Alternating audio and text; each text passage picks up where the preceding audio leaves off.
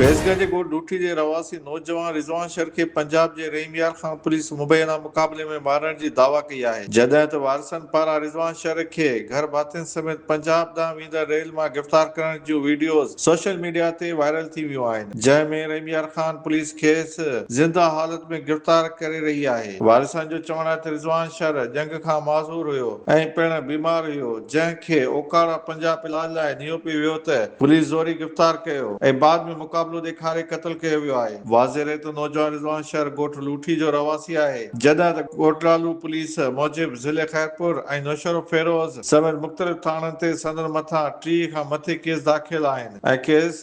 मथां ज़िले नौशरो फेरोज़ पुलिस पारां 40 लाख इनाम रखियल हुयो, जॾहिं त हूअ रूपोश पिणु हुयो। ख़ुदा वारसनि दायो आहे त 6 महीना अॻु में खैरपुर ऐं ज़िले नौशरो फेरोज़ पुलिस कूड़ा केस दाख़िल करे इनाम रखाए साॻे ख़ानदान जे 3 नौजवान आकिब शर, मोलाबक शर ऐं मुर्तज़ा शर खे बि थाणे ते घुराए बाद में कूड़ो मुक़ाबलो ॾेखारे क़त्ल करे छॾियो हो, जंहिं बाबति केस पिणु हलंदड़ आहे।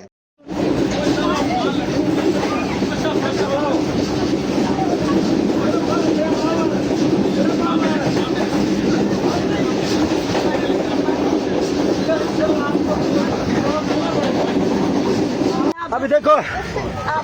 ये SHO है, ये हमारी मेरी फैमिली है। वीडियो में मैं जा रहा हूँ, मैं आर्मी पर्सन हूँ। ये देखो ये SHO,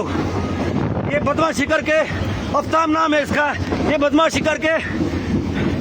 मेरे भाई को लेके जा रहा है जबरदस्ती। कोई केस नहीं है, कोई मसला नहीं है, मैं खुद आर्मी पर्सन हूँ। ये देखो आफ्ताब, SHO आफ्ताब पंजाब पुलिस, ये बदमाशी करके मेरे बच्चों को घुस के